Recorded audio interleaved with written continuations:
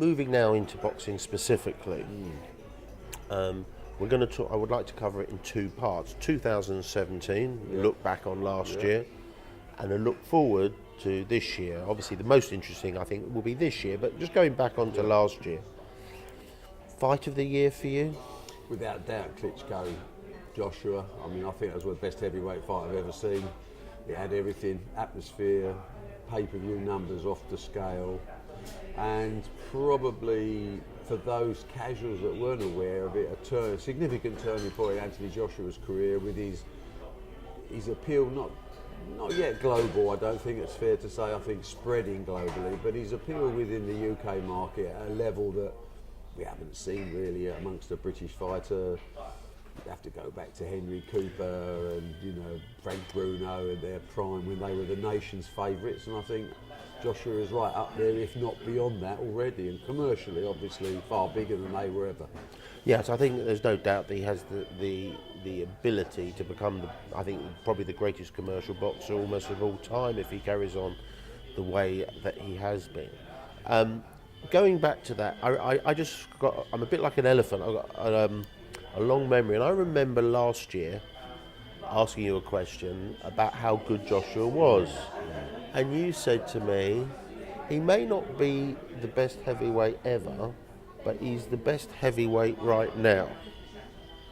That may not be the exact words, but that was paraphrasing it. Do you still stand by that? Yeah, I think Joshua is already a world-class, legendary champion, but the frightening thing is the potential he still has to improve. I mean, people suddenly often forget that Josh has had 20 fights. In the world of heavyweight boxing, this is, without a massive amateur career, he's still learning the job. When you talk about potential, it's difficult to say someone who's a three-time, three belt holder, world heavyweight champion, that he has potential, but really the boy has an enormous amount of potential. He's shown flaws in the year. He's decked by Klitschko, rocked by Dylan White, things like that. But they're part of the learning curve. And if you compare him with other fighters at this stage of their career, he's already gained so much more experience than they would at their stage. And if you take Lennox Lewis, for example, I think his 19th fight was a little knockabout with Levi Phillips. Deontay Wilder's 20th fight, I think, was a 6-rounder in Cancun or somewhere. So this is a guy that's been in with, Carlos Takam, talking about the Klitschko fight, he's Brazil. He's been in with fighters that are, without question, top 10 heavyweights at very early stages of his career, and he's coped with it, and I think he's learned on the way. Now, already I think he's a great champion, but I believe he has the potential to be a legendary champion. But again, at his age, with the career in front of him, there's no rush, and results will prove us right or wrong over the next 12, 24 months. One question that I have for you, and obviously this is more of a question probably to him than to you really, but your view, one of the problems often occurs with sportsmen when they have that catastrophic, for want of a better word, change in their career, from being a star to almost legendary status at such an early stage, is keeping their feet on the ground. Now, when you look at Joshua, you get the impression that this is a young man who's smart beyond his years, that he's level-headed. Do you think he can? I think it was Amir Khan once said, actually, which was a bizarre. Oh no, sorry, not Amir Khan. Nassim Hamid once said was. When you wake up every morning in cotton sheets and you've got your Ford Focus outside, it's very easy to motivate yourself to get up, do your running and doing your work. When you wake up and you've got your chauffeur-driven Bentley in silk sheets, it's somewhat harder. How do you see that? Well, I think that's true of anybody in any walk of life, is that when we're hungry, we do anything. A starving man would do anything to get a sandwich. But if he has 20 sandwiches, he'd pay anything not to have to eat the last one. Marvin Hagler said to me once many years ago, I haven't got a fortune, I've still got a few $1 million left, and it's tough to do your road work in the morning when you've got a few $1 million in the bank. Again, I get the feeling, and it can only be a feeling at this stage, that Joshua is the exception. He's the smartest fighter I've ever worked with. For a kid with no university education or no great schooling, he is amazingly smart. And I don't know where he's got it from, but he is equally at ease in the ring as he is at boardroom level. he thinks things through, he doesn't rush, so at the moment, and my only advice has always been to him, keep your feet on the ground, because that is the key issue here, because you can't give 100% if you don't.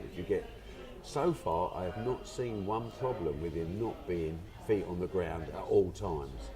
Now, how long do you maintain that? He's going to make, 50 million this year or something, and maybe made 30 or 40 million last year. There does come a time when you look in the mirror and say, I don't want to take all this pain, but I don't need to. The need is the differentiating point. The plan with Joshua is to become the first boxing billionaire. Now, if that's the focus, then all you have to do is be undefeated for 10 years. Well, he's done 2. Can he do another 8? Will depend entirely on what he wants out of life. At the moment, he's in love with boxing. He leads a very calculated, controlled existence. When he parties like a young man with lots of money. And when he stops partying and goes into training camp, he becomes like a monk who has no money at all. If he can maintain that philosophy through his career, he will not only improve as a boxer, but he will gain more and more substance on the road to wealth that he set himself the target for. It's in the lap of the gods. At the moment, it looks good. I suppose we're slightly, when we do an interview like this or a chat like this, one of the issues always is that we become totally focused on Joshua.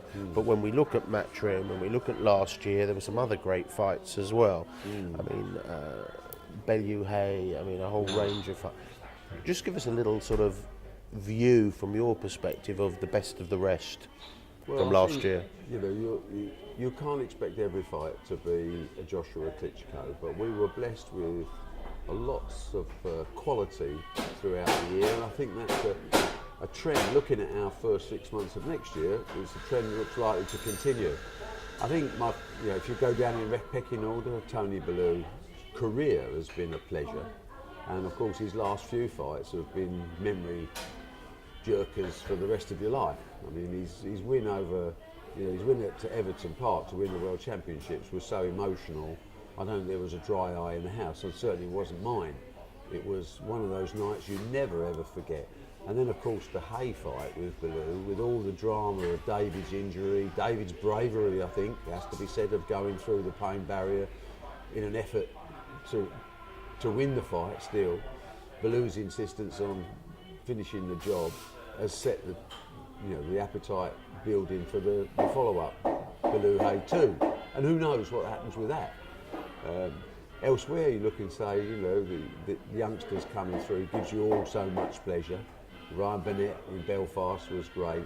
Looking at Katie Taylor's development has changed my whole perspective on women's boxing, because this girl can fight, and she's a lovely, lovely person to boot outside the ring. She has that crossover appeal. I think she'll have a very big 2018, especially in America. You're spoilt for choice and all the others. There are so many other good fights. Burns against Croller was a great fight.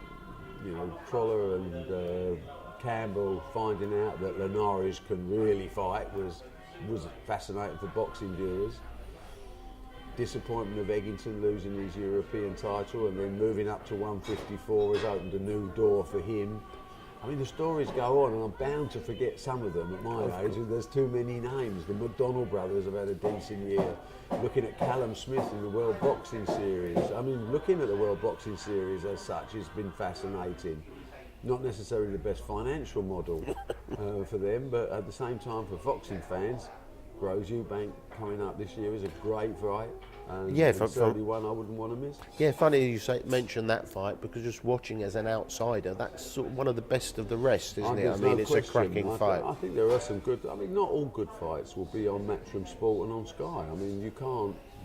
You can be the biggest boxing promoter in the world, and we will be, and we're close now.